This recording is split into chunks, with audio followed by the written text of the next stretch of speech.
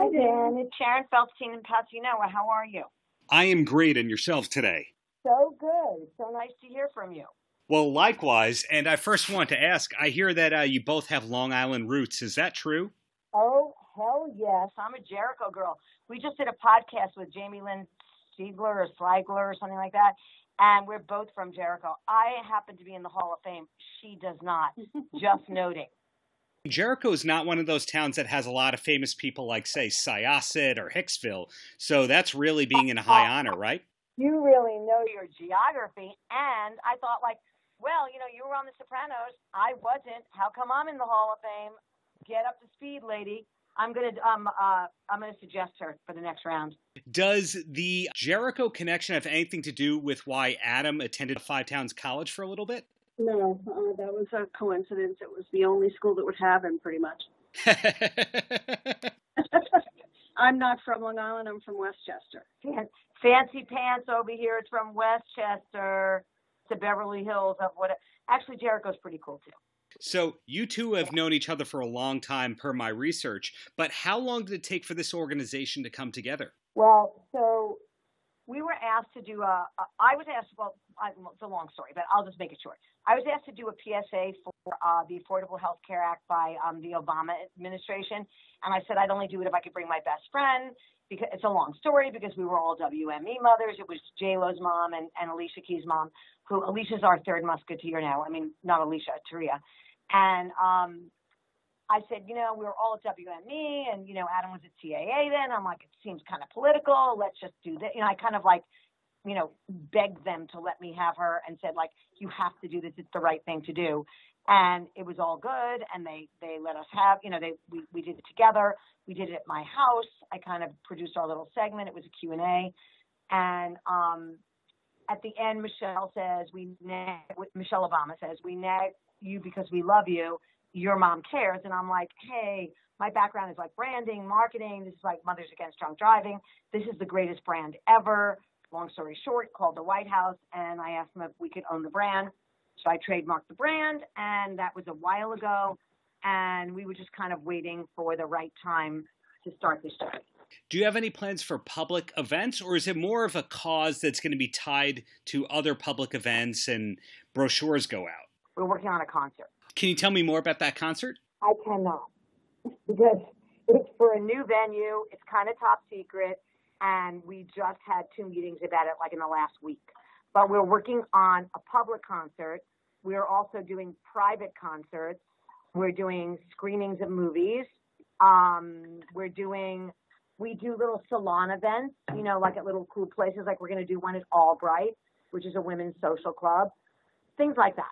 We've done some smaller events, some salon events to kind of introduce ourselves to different communities in LA. There's a place called Wheelhouse, which is super cool. Albright will probably do one. We did one at Gracias Madre. Rachel Zoe did one for us last year at Christmas. Barbara Lazaroff did one at Spago's. These are our friends. Right out the gate, you had some amazing coverage in The Atlantic and Home and Family and People and all that. So it looks like everyone's really quick to embrace this charity. Would you say that a lot of that has to do with the name? I think the name is pretty cool. Your Mom Cares kind of says what we do. I think it has to do with that we use our influence for good, our celebrity influencers. We don't just have, actors or singers. We have athletes. We have Pulitzer Prize winners. We have medical students. We have people that are involved somehow, some way that can, have a voice. And we're giving these kids a voice. These kids don't have a voice.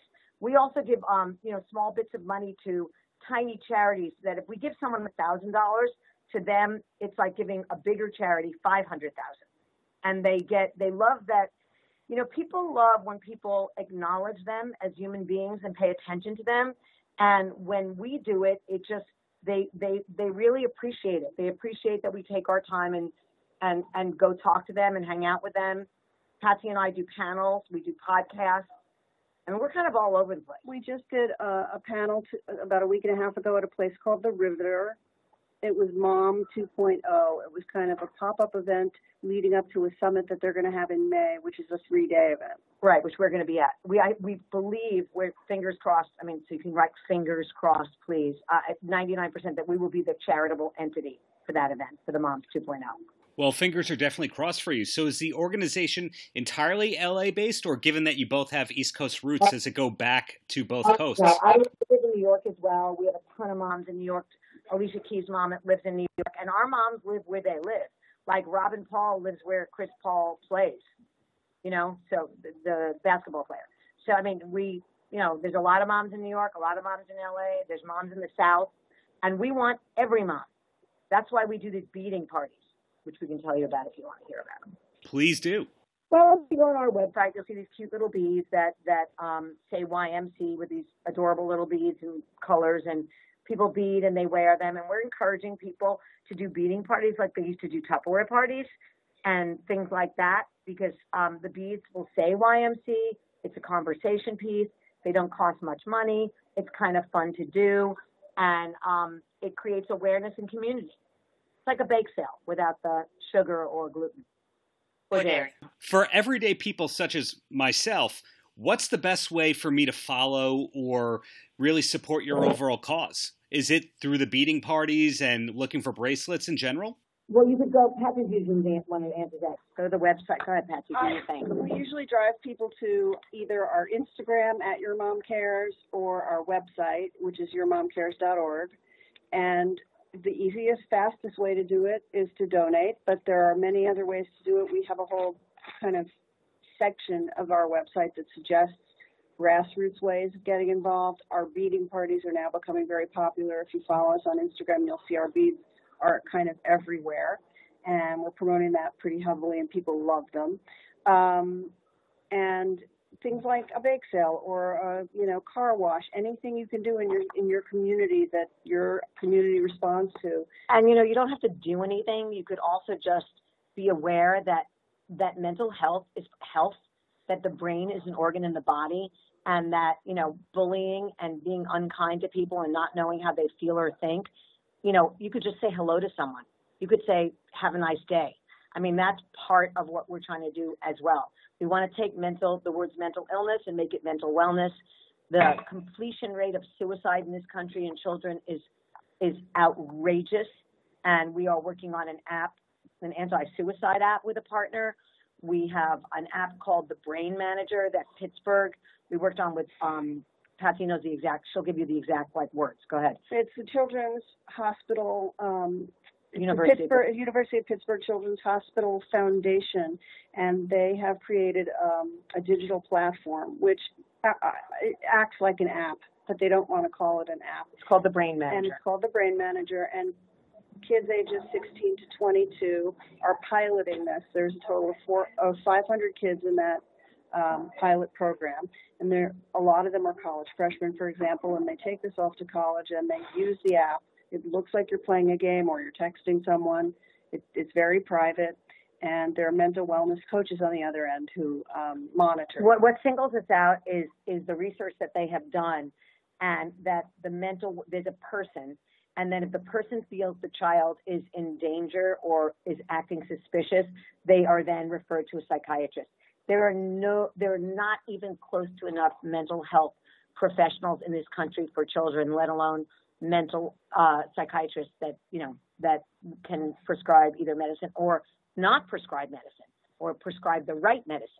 But this app is actually, you go to a doctor's at your pediatrician's office and you are screened for your health, your physical health, and also for your mental health, and the doctor prescribes this app very specifically to certain kids who he or she feels would need it or could benefit from it. And we're hoping if it works that it's going to be prescribed around the country, because our goal is also to make a well baby checkup. Obviously not a baby, because babies don't talk.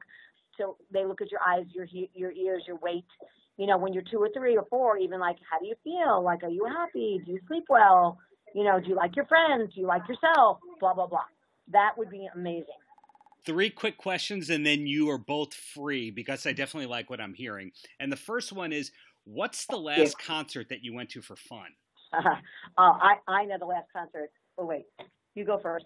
I can possibly even Well, obviously, my quote is Maroon 5 is torture. Okay, that's Sharon. Okay, I would definitely say the last concert I went to for fun was James Taylor and Carole King, or Billy Joel. And I think for me it was Fleetwood Mac. Okay, good picks right there. Second question of 3. Of your favorite... But did you notice that I said James Taylor and Carole King together, which was a hard concert?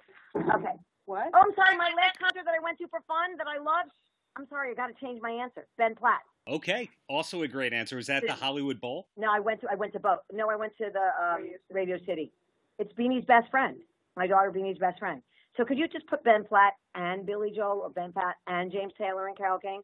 I'd appreciate that. For you guys, anything, absolutely. Okay. And then, speaking of your famous kids, what are your favorite projects of your famous children? I have no comment. That's Sharon. You can. It's for me. It's all about the music. Honestly, I love it.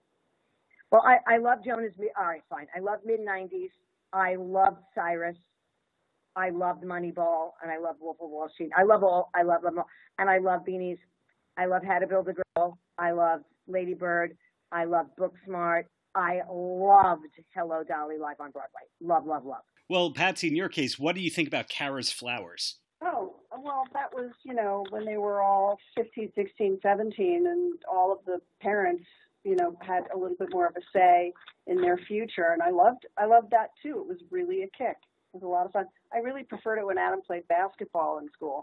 When he gave that up to focus on music, I was at first very disappointed. Ready for the third question so I can go to the bathroom.